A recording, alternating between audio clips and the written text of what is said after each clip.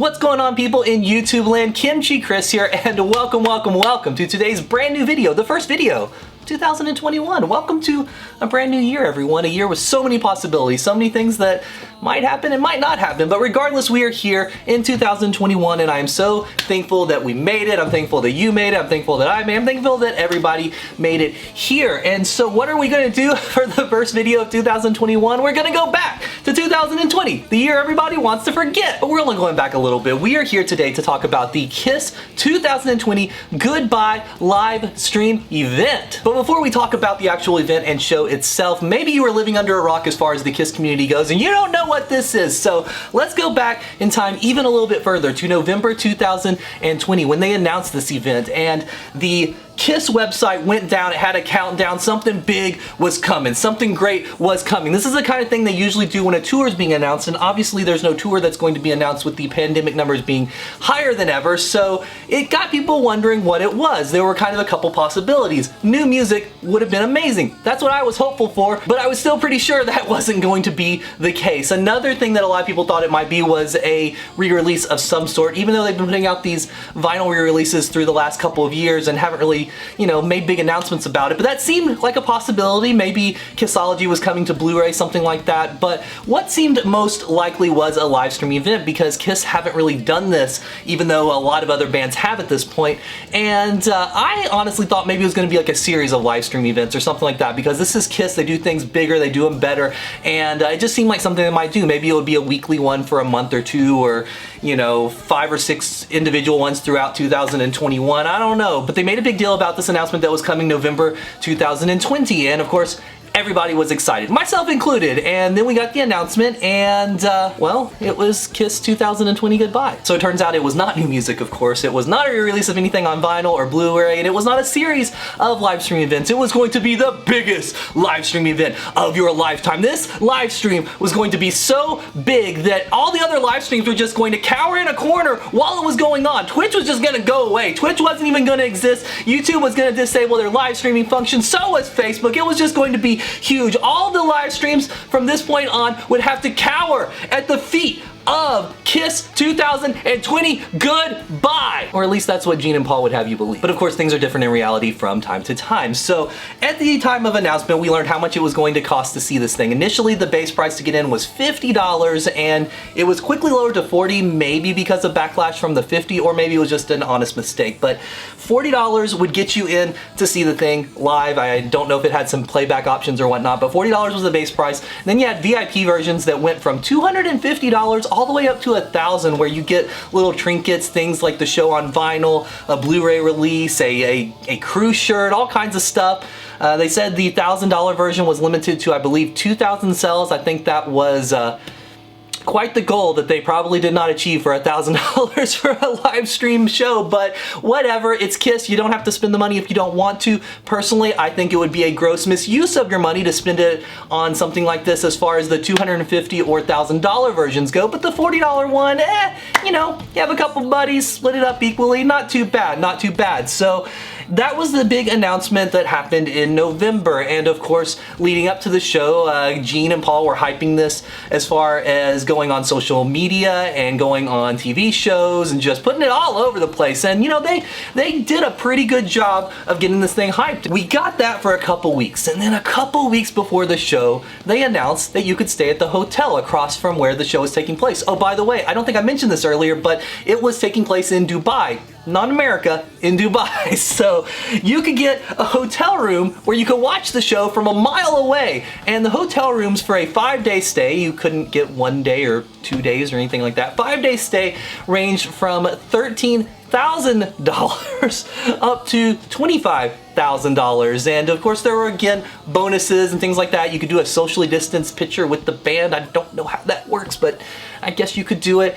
Anyway, that was the thing that happened. I don't know how many of those they sold. I can't imagine too many. I feel that even if you had that money, you would need a little bit more than 3 weeks notice to book off 5 days and get a flight there and all these other things, but I don't know. What do I know? I don't have enough money to spend, you know, $13,000 on a hotel room to watch KISS from a mile away, but I digress. So we finally get to New Year's Eve 2020, a year that all of us just wanted to just throw away and forget about it, but maybe Kiss was gonna come through in the end and do something great for us. Now, the one problem with this event is that they were doing it during New Year's Eve time, Dubai time, right? I don't know what time zone they're on exactly, but of course that was not going to align the same with the rest of the world, and America in particular, where they probably sold the most tickets to this. They definitely were doing the most promotion and most hype in America, and most people, if they watched it live, had to watch it from sometime like 8 in the morning till 12 o'clock noon, New Year's Eve. So not exactly a New Year's Eve celebration for most people in America. But once you get past that, we are finally to the event itself. We are finally to the show itself. We are finally to the live stream itself. Kiss 2020,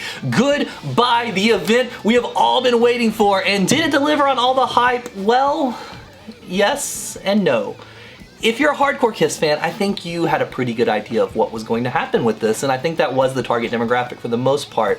And we got exactly what I thought it was going to be. Basically a end of the road show, somewhat on steroids with all the extra pyro and things, because of course the band were trying to go for world records with this, because again, it's the biggest live stream event of all time. And by steroids, I basically just mean there was a lot more pyro. They kind of made a show that was based around the Rammstein show, where they have fire and pyro and flames and explosions all over the place. They weren't just on stage, they were in the audience if there had been an audience. They were above the stage, behind the stage, across from the stage. They were coming out of every orifice near the stage, and as a result, the visuals were really cool on this thing. I mean, this was a well-produced documentation of the end of the road tour. But it's a Kiss event, so there cannot be a Kiss event in the Kiss community without drama, because Kiss fans, we love drama. And of course there were things to talk about, complain about, argue about as far as the show goes. One of the first ones, I don't think many people would deny this was a big mess up, was the fact that the show started in the middle of the beginning of Detroit Rock City. What I mean by that is the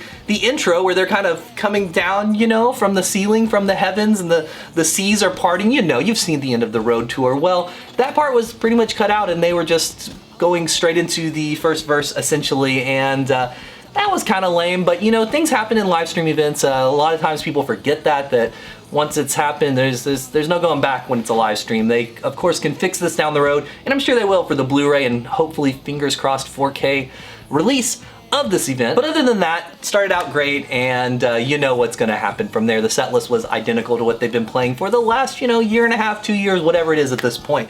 So you know what you're going to hear, you know what you're going to get, and you know it's going to be a good time. But the laws in Dubai are very interesting, to say the least. I'm gonna say that and be a nice person here, but they're quite different than America, and public obscenity laws are one of the things that are different. So they had to change a lyric in 100,000 Years. I think you know which one. We try to keep it clean on the channel as well, but we're not Dubai. I just keep it clean. You know which lyric it is. They changed it. They changed it to Trip. Must have been a trip while I was gone, so that was interesting. And then they changed a couple lyrics in God of Thunder. I can't remember all the details right now, and I'm not going to look it up, but they changed a couple lyrics there, as well as they did not allow Gene to spit blood. Now, that's all well and good, but Gene still did the blood routine with no blood.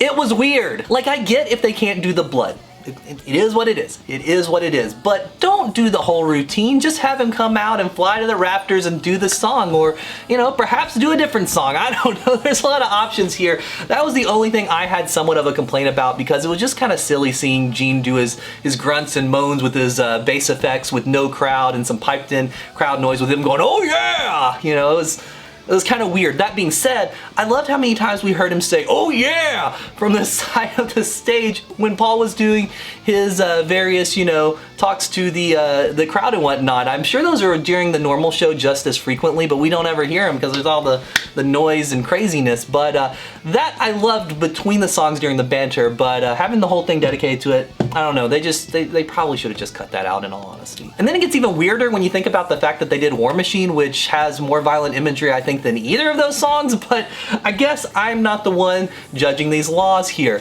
With that being said, the set list, again, was basically what you expected, but towards the end, because they ended up running a bit early, they threw Strutter in right before Rock and Roll All Night, and that was pretty cool. I gotta say, that was pretty cool. It really made me wonder, why aren't they doing this the entire End of the Road tour? I've said that in previous videos, that that's a song that needs to be there. It's such a quintessential Kiss song, and it's one of the few kind of hits or staple songs that I think most hardcore Kiss fans are okay with them playing, possibly because they haven't played it to death through the years, but it should be there. And I think that live stream event really proves it. It should be there. Maybe if they ever get to tour again, maybe it'll be in the set, who knows. And then after Starter, they did Rock and Roll All Night, of course. The pyrotechnics, the explosions, the fireworks, all that stuff was super cool. The visuals were great.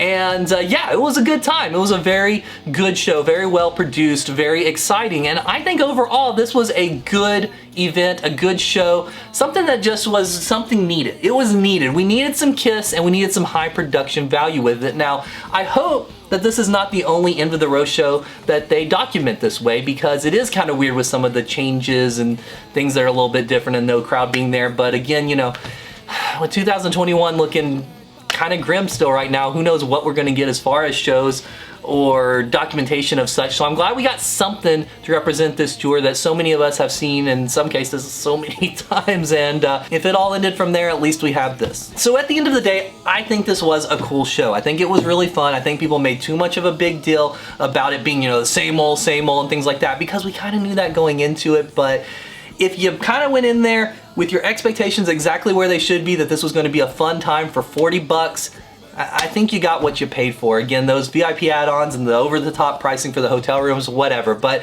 at the base price, I think this was well worth the money. But at the end of the day, when this thing is re-released in 2021, I assume it'll be out on Blu-ray, 4K disc, vinyl. Maybe we'll get an 8-track. You never, ever know. I think it will have a nice place in the Kiss discography, and I hope this is a stepping stone for Kiss to do more live events like this. They don't have to be full over-the-top productions in Dubai with all these explosions and world records being set and everything. Just put the guys in a room, let them play some songs for us on acoustic guitar, let them do some Q&A stuff, have them walk around the Kiss warehouse, show us some stuff that's been used on stage, some guitars, tell us the stories. That would be really cool. Have Paul teach us how to cook some stuff, have Gene teach us how to do business, have Eric teach us things about watches, have Tommy show us how to golf. I don't care. Just have these guys out there doing something. It seems like a waste right now that they're just hanging out at their house collecting all their money, which I know is what they want to do, and I'd probably be doing the same thing, but throw them out there and do something. Those videos that Paul did at the very beginning of all this pandemic stuff where he was just playing some riffs and talking about them, those videos were cool, and I would love to see some more stuff like that. But what do you guys think? Did you check out this event? Was it awesome? Did you love it? Did you hate it? Let me know